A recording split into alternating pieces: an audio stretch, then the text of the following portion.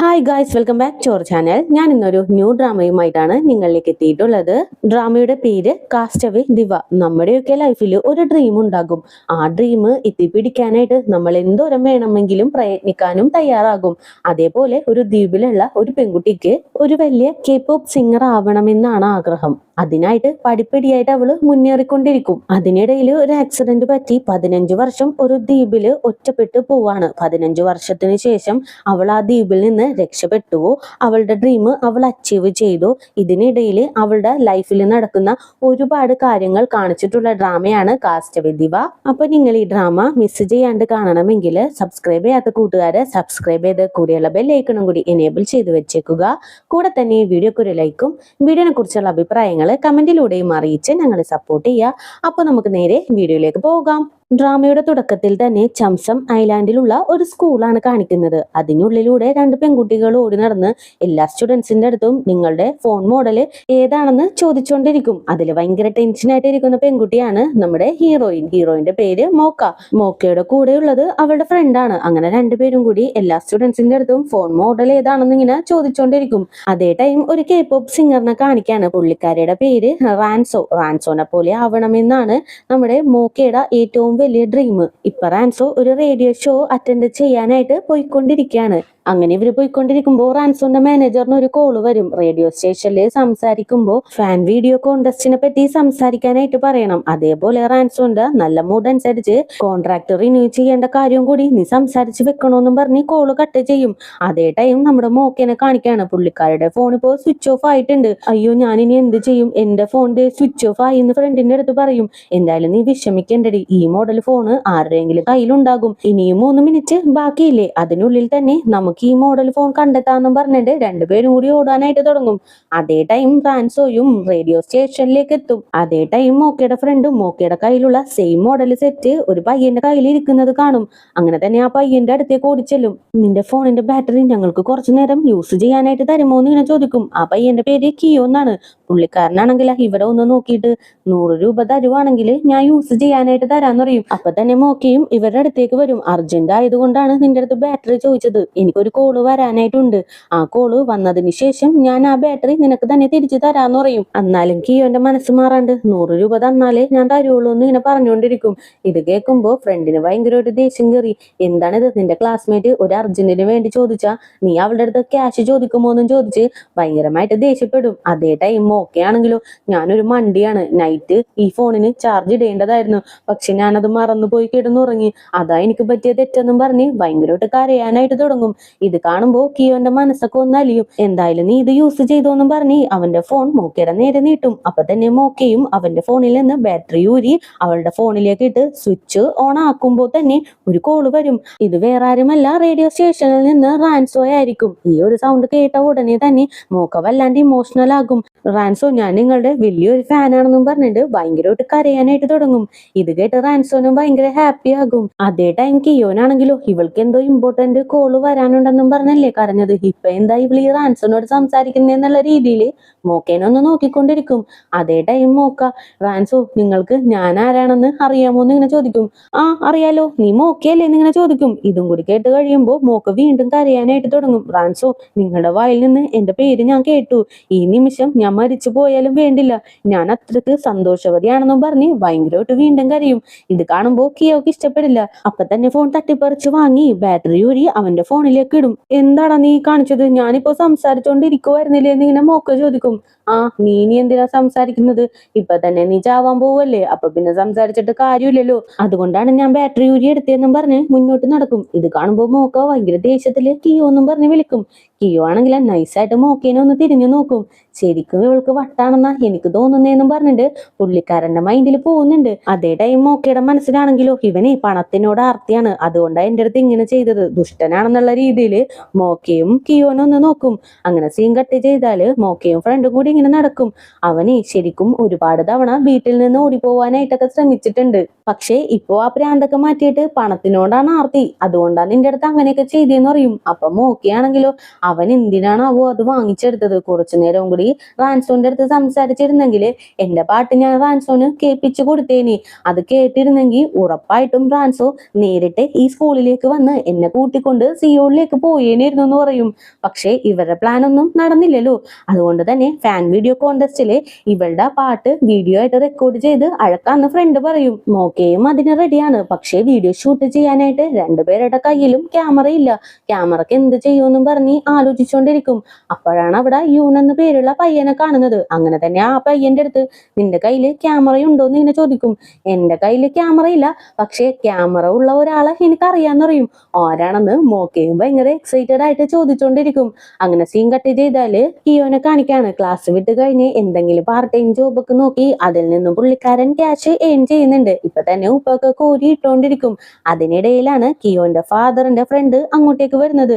കിയോ, നീ എന്താ ഇവിടെ ജോലി ചെയ്യുന്നത്? നീ ഇങ്ങനെ പാർട്ട് ടൈം ആയിട്ട് ജോലി ചെയ്യുന്ന കാര്യം നിന്റെ അച്ഛൻ അറിയാമോ എന്ന് ഇങ്ങനെ ചോദിക്കും. അയ്യോ അങ്കിൾ, അച്ഛന്റെ അടുത്ത് പറയരുതെന്ന് ഇങ്ങനെ പറയും. അതെന്താ മോനെ പറഞ്ഞാലെന്ന് ഫ്രണ്ടും ചോദിക്കും. അച്ഛന്റെ ബർത്ത്ഡേ അടുക്കാറായി. അച്ഛന് വേണ്ടിയിട്ട് സർപ്രൈസ് ആയിട്ടൊരു ഗിഫ്റ്റ് വാങ്ങാൻ വേണ്ടിയിട്ടാണ് ഞാൻ ഇങ്ങനെ പാർട്ട് ടൈം ജോബ് ഒക്കെ ചെയ്യുന്നത്. എന്തായാലും അങ്കിള് എന്നെ ഇവിടെ കണ്ട കാര്യം അച്ഛന്റെ അടുത്ത് പറയരുതെന്ന് പറയും. ഇല്ല മോനെ, ഞാൻ പറയില്ല. മോനിത് പ്രോമിസ് തരുവാണെന്നും പറഞ്ഞ് കിയോന് പ്രോമിസും കൊടുത്ത് അടുത്ത നിമിഷം തന്നെ കിയോന്റെ ഫാദറിന്റെ അടുത്ത് ചെന്ന് ഈ കാര്യം പുള്ളിക്കാരൻ അങ്ങോട്ട് വിളമ്പും. അതെ അതെ, എന്റെ ബർത്ത്ഡേ ആണെന്നും പറഞ്ഞിട്ട് കിയോന്റെ ഫാദറും ഒന്ന് ഹാൻഡിൽ ചെയ്യും. ഭയങ്കര ദേഷ്യത്തിലാണ് പുള്ളിക്കാരൻ അടുത്ത് തന്നെ വീട്ടിലേക്ക് പോകുന്നത്. അതേ ടൈം കിയോ അവന് കിട്ടിയ ക്യാഷ് ഒരു ബോക്സിലാക്കി എടുത്ത് വെച്ചോണ്ടിരിക്കുകയാണ്. ആ ടൈമിനാണ് ഫാദറും ഭയങ്കര ദേഷ്യത്തിൽ അകത്തേക്ക് കയറി വരുന്നത്. ഇത് കാണുമ്പോ തന്നെ കിയോ ആ ബോക്സ് എടുത്ത് ഒളിപ്പിച്ചു വെക്കും. അയാളാണെങ്കിൽ കിയോനെ വലിച്ചിട്ട് തല്ലാനായിട്ട് തുടങ്ങും. എന്തിനാടാ നീ ഈ ക്യാഷ് ഒക്കെ കൂട്ടി വെക്കുന്നത്? നിന്റെ അമ്മ നിന്നെ വിളിച്ചായിരുന്നോ? അമ്മയുടെ അടുത്തേക്ക് രക്ഷപ്പെട്ടു പോവാൻ വേണ്ടിയിട്ടാണോ നീ ഈ ക്യാഷ് ഒക്കെ കൂട്ടി വെക്കുന്നത്? അവൾ എവിടെ പോയി കിടക്കുവാണടാ എന്നും പറഞ്ഞിട്ട് കിയോനെ ഭയങ്കരമായിട്ട് ഉപദ്രവിക്കും. അങ്ങനെ സീൻ കട്ട് ചെയ്താല് നെക്സ്റ്റ് ഡേ മോർണിംഗ് ആണ് കാണിക്കുന്നത്.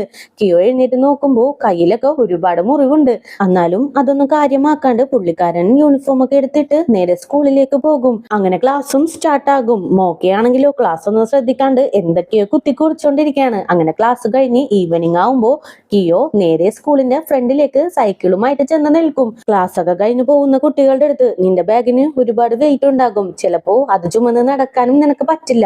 വേണമെങ്കിൽ ഞാൻ സൈക്കിളിൽ നിന്നെ കൊണ്ടുപോയി വീട്ടിലാക്കാം. അതിനെനിക്ക് 100 രൂപ തന്നാ മതി എന്നും പറഞ്ഞ് എല്ലാ സ്റ്റുഡൻസിന്റെ അടുത്തും കിയോ ഇങ്ങനെ പറഞ്ഞുകൊണ്ടിരിക്കും. ആ ടൈമിനാണ് മോക്കയും പുറത്തേക്ക് ഇറങ്ങി വരുന്നത്. കിയോന്റെ അടുത്തേക്ക് മോക്കക്ക് എങ്ങനെയെങ്കിലും ചെല്ലണം, അവന്റെ അടുത്ത് സംസാരിക്കണം. പക്ഷെ അവൻ തിരിഞ്ഞു നോക്കുമ്പോ മോക്കയാണെങ്കിലോ ഒന്നും അറിയാത്ത പോലെ തിരിഞ്ഞൊക്കെ നിൽക്കും. ഇത് വേറൊന്നിനും വേണ്ടിയിട്ടല്ല. ഒരു പയ്യന്റെ അടുത്ത് ഇവര് ക്യാമറയുണ്ടോന്ന് ചോദിക്കുമ്പോ എന്റെ കയ്യിലെ ക്യാമറ ഇല്ല, ക്യാമറയുള്ള ആളാ എനിക്കറിയാമെന്ന് പറഞ്ഞിട്ടുണ്ടാവില്ലേ? ആ പയ്യൻ പറഞ്ഞത് കിയോന്റെ പേരാണ്. കിയോന്റെ കയ്യില് ക്യാമറ മാത്രമല്ല, കിയോനെ നന്നായിട്ട് എഡിറ്റ് ചെയ്യാനും കൂടി അറിയാമെന്ന് ആ പയ്യൻ നമ്മുടെ മോക്കയുടെ അടുത്ത് പറഞ്ഞിട്ടുണ്ട്. അങ്ങനെ ധൈര്യമൊക്കെ സംഭരിച്ച് മോക്ക നേരെ കിയോന്റെ അടുത്തേക്ക് ചെല്ലും. അങ്ങനെ തന്നെ 100 രൂപ കിയോന്റെ നേർക്ക് നീട്ടും. ഇത് കാണുമ്പോ കിയോയും എന്താ നിന്നെ ഞാൻ നിന്റെ വീട്ടിലേക്ക് കൊണ്ടുപോയി ആക്കണോന്ന് ഇങ്ങനെ ചോദിക്കും. വേണ്ട, പക്ഷെ അതിന് പകരം എനിക്ക് ഒരു ഹെൽപ്പ് നീ ചെയ്താൽ മതി എന്ന് പറയും. അങ്ങനെ സീൻ കട്ട് ചെയ്താല് കിയോ ക്യാമറയും കൈയുമായിട്ട് മോക്കയുടെ വീഡിയോ കവർ ചെയ്യാനായിട്ട് നിൽക്കുവാണ്. പക്ഷെ മോക്കയാണെങ്കിലോ പാട്ടൊന്നും പാടാണ്ട് അവളുടെ ബാക്ക്ഗ്രൗണ്ട് സെറ്റ് ചെയ്തോണ്ടിരിക്കും. ഇത് കണ്ട് ദേഷ്യപ്പെട്ട് എന്തിനാ നീ ഈ ബാക്ക്ഗ്രൗണ്ട് സെറ്റ് ചെയ്യുന്നത്? പാട്ട് പാടിയാ പോരെന്ന് ഇങ്ങനെ ചോദിക്കും. ഏയ് നീ എന്തായാലും പേടിക്കണ്ട, പാട്ടൊക്കെ ഞാൻ നല്ല സൂപ്പർ ആയിട്ട് പാടും. പിന്നെ ബാക്ക്ഗ്രൗണ്ട് ഒക്കെ വീഡിയോയിൽ കവർ ആവണ്ടേ, അതിന് വേണ്ടിയിട്ട് ശ്രമിച്ചതാന്ന് പറയും. ശരി, നീ അയച്ച വീഡിയോ അവര് കണ്ടു എന്ന് വെച്ചോ, അതിനുശേഷം എന്താ ചെയ്യാൻ പോകുന്നതെന്ന് ഇങ്ങനെ ചോദിക്കും. എന്ത് ചെയ്യാൻ? ഷുഗർ ഏജൻസിന്ന് എനിക്ക് കോള് വരും. നിന്റെ ടാലന്റ് ഒക്കെ ഈ ഐലൻഡിൽ പുതച്ചു മൂടാൻ പോവാണോ എന്ന് ചോദിക്കുമെന്ന് പറയും. ഓക്കെ, അവര് വിളിച്ചു എന്ന് വെച്ചോ, അതിനുശേഷം എന്താ ചെയ്യാൻ പോകുന്നതെന്ന് ഇങ്ങനെ ചോദിക്കും. എന്ത് ചെയ്യാൻ? ഞാൻ നേരെ സിയൂളിലേക്ക് പോകും. എന്നിട്ട് ഞാൻ റാൻസോനെ പോയി മീറ്റ് ചെയ്യുമെന്ന് പറയും. ഓക്കെ, നീ റാൻസോനെ മീറ്റ് ചെയ്ത് റാൻസോന്റെ മുമ്പിൽ ഒരു പാട്ട് പാടിയെന്ന് തന്നെ വെച്ചോ, അതിനുശേഷം നീ എന്താ ചെയ്യാൻ പോകുന്നതെന്ന് വീണ്ടും കിയോ ചോദിക്കും. അതിനുശേഷം നടക്കാൻ പോകുന്നതെല്ലാം സീക്രട്ട് ആണ്, എനിക്ക് നിന്റെ അടുത്ത് പറയാൻ പറ്റില്ല എന്ന് പറഞ്ഞിട്ട് പുള്ളിക്കാരി മനസ്സിൽ ഞാൻ റാൻസോനെ മീറ്റ് ചെയ്ത് കഴിഞ്ഞാല് ഞാൻ സ്റ്റണ്ണായി പോകും, പിന്നെ എന്ത് ചെയ്യുമെന്ന് എനിക്കറിയാൻ പാടില്ല എന്ന് മനസ്സിൽ ഇങ്ങനെ പറഞ്ഞുകൊണ്ടിരിക്കുകയാണ്. അങ്ങനെ റാൻസോ പാടിയ ഒരു പഴയ പാട്ട് മോക്കെ എടുത്ത് പാടാനായിട്ട് തുടങ്ങും. അവളാണെങ്കിൽ നല്ല അടിപൊളിയായിട്ട് പാടുന്നുണ്ട്. ഇവൾ ഇത്രയും നല്ല രീതിക്ക് പാടുമെന്ന് കിയോ ഒട്ടും തന്നെ പ്രതീക്ഷിച്ചില്ല. അതുകൊണ്ട് തന്നെ സ്റ്റണ്ണായിട്ട് അവളെ തന്നെ നോക്കി നിൽക്കും. അങ്ങനെ ഇവര് ഒരുപാട് സ്ഥലങ്ങളിൽ പോയിട്ട് ഈ പാട്ടൊക്കെ ഷൂട്ട് ചെയ്തെടുക്കും. നൈറ്റ് ആകുമ്പോ ഇവള് പാടിയ എല്ലാ പാട്ടും കിയോ ഇരുന്ന് എഡിറ്റ് ചെയ്തുകൊണ്ടിരിക്കും. അതിനിടയിൽ പാട്ട് പാടി കഴിഞ്ഞതിന് ശേഷം മോക്കയുടെ അടുത്ത് സംസാരിച്ച കാര്യമാണ് കിയോ ഇപ്പോ ഓർത്തെടുക്കുന്നത്. അങ്ങനെ പാട്ടൊക്കെ പാടി കഴിഞ്ഞിട്ട് കിയോന്റെ അടുത്തേക്ക് മോക്ക വരും. ഞാൻ നന്നായിട്ട് പാടിയോന്ന് ഇങ്ങനെ ചോദിക്കും. എന്തായാലും ഞാൻ പ്രതീക്ഷിച്ചതിന് നന്നായിട്ട് നീ പാടിയെന്ന് പറയും. എന്താ കിയോ നീ ഇങ്ങനെ പറയുന്നത്? നീ എന്നെ എൻകറേജ് ചെയ്യുവാണോ അല്ലെങ്കിൽ കളിയാക്കുവാണോ എന്ന് ഇങ്ങനെ ചോദിക്കും. ഞാൻ നിന്നെ കളിയാക്കിയതൊന്നും അല്ല, എന്നാലും നിന്റെ അടുത്ത് ഒരുപാട് കുറവുകൾ ഉണ്ടെന്ന് കിയോ പറയും. എന്ത് കുറവുകള്? ഞാൻ അടിപൊളിയായിട്ട് പാടിയില്ലേന്ന് ഇങ്ങനെ ചോദിക്കും. പാട്ടൊക്കെ ഓക്കെയാണ്, പക്ഷേ നിനക്ക് ഒരു മാനേഴ്സ് ഇല്ല. എന്തിനു വേണ്ടിയിട്ടാണ് കരയുന്നത് എന്ന് പോലും അറിയാൻ പാടില്ല. അതുമല്ലാണ്ട് നീ ഒന്നും ശ്രദ്ധിക്കില്ല. ശരിക്കും എനിക്ക് നിന്നെ കാണുമ്പോ എന്തോ പോലെ ആവുന്നു എന്ന് കിയോ പറഞ്ഞിട്ടുണ്ടാകും. ഇപ്പോ അതൊക്കെ ഒന്ന് ഓർത്തെടുക്കും. അതേ ടൈമിന് മോക്കയുടെ വീട്ടിൽ കാണിക്കാണ്. മോക്കയുടെ ഫാദർ വന്ന് മോക്കേനെ ഭയങ്കരമായിട്ട് അടിച്ച് അവിടെയുള്ള സാധനങ്ങളൊക്കെ തല്ലി പൊട്ടിക്കാനായിട്ട് തുടങ്ങും. മോക്കയുടെ ഫാദറും കിയോന്റെ ഫാദറും ഏകദേശം ഒരേപോലെയാണ്. ഇപ്പൊ തന്നെ മോക്കയുടെ അടുത്ത് വന്ന് നിനക്ക് എന്ത് ധൈര്യം ഉണ്ടായിട്ടാണ് എന്റെ മേത്ത് കംപ്ലൈന്റ് കൊടുക്കാനായിട്ട് പോലീസ് സ്റ്റേഷനിലേക്ക് പോയതെന്നും പറഞ്ഞിട്ട് അവളുടെ ഫോണൊക്കെ തല്ലി പൊട്ടിച്ചു കളയും. മോക്കയാണെങ്കിലോ ഭയങ്കരമായിട്ട് പേടിച്ച് ഒരു മൂലക്ക് മാറിയിരുന്ന് ഭയങ്കരമായിട്ട് കരഞ്ഞോണ്ടിരിക്കും. അങ്ങനെ നെക്സ്റ്റ് ഡേയും ആകും. അന്നാണെങ്കിലോ മോക്ക ക്ലാസ്സിലേക്ക് വന്നിട്ടില്ല. കിയോ ആണെങ്കിലോ അപ്പൊ തന്നെ മോക്കയുടെ ഫ്രണ്ടിന്റെ അടുത്ത് എന്താ ഇന്ന് മോക്ക വന്നില്ലേന്ന് ഇങ്ങനെ ചോദിക്കും. അവക്ക് ചിലപ്പോ ഇന്നും പാടില്ലാണ്ടായിരിക്കാം. അല്ല, നീ എന്തിനാണ് അവൾ അന്വേഷിക്കുന്നതെന്ന് ഇങ്ങനെ ചോദിക്കും. ഒന്നുമില്ലാന്നും പറഞ്ഞ് പുള്ളിക്കാരൻ കയ്യിലേക്ക് നോക്കും. ആക്ച്വലി മോക്കയുടെ വീഡിയോ എഡിറ്റ് ചെയ്ത് അതൊരു പെൻഡ്രൈവിലാക്കി കിയോ കൊണ്ടുവന്നിട്ടുണ്ട്. അത് കൊടുക്കാൻ വേണ്ടിയിട്ടാണ് ഇപ്പോ കിയോ മോക്കേനെ അന്വേഷിച്ചത് പോലും. അതേ ടൈം മോക്ക അവളുടെ അച്ഛന്റെ മീൻ കടയിലാണ് ഉള്ളത്. പുറത്തേക്ക് അച്ഛനെ നോക്കി ഭയങ്കരമായിട്ട് പേടിച്ച് പോലീസിനെ വിളിക്കാനായിട്ട് ട്രൈ ചെയ്തോണ്ടിരിക്കും. അങ്ങനെ സീൻ കട്ട് ചെയ്താല് നമ്മുടെ കിയോ ക്ലാസ് വിട്ട് കഴിഞ്ഞിട്ട് ആ പെൻഡ്രൈവ് കൊടുക്കാനായിട്ട് മോക്കയുടെ ഫാദറിന്റെ കടയിലേക്ക് വരും. പക്ഷെ പുറത്ത് പോലീസിന്റെ കാറൊക്കെ നിൽക്കുന്നുണ്ട്. ഇത് കാണുമ്പോ തന്നെ കിയോ സൈക്കിളിൽ നിന്ന് ചാടി ഇറങ്ങി കടയിന്റെ ഉള്ളിലേക്ക് നോക്കും. മോക്കയുടെ അടുത്ത് കിയോന്റെ ഫാദറും കൂടി നിൽക്കുന്നുണ്ട്. പുള്ളിക്കാരൻ ഒരു പോലീസ് കൂടിയാണ്. അങ്ങനെ മോക്കയുടെ ഫാദറിന്റെ അടുത്ത് എന്തിനാണ് നീ അവളെ അടിച്ചേന്ന് ഇങ്ങനെ ചോദിക്കും. ഞാൻ എന്ത് ചെയ്യാനാണ്? എനിക്കൊരു മര്യാദ തരുന്നില്ല.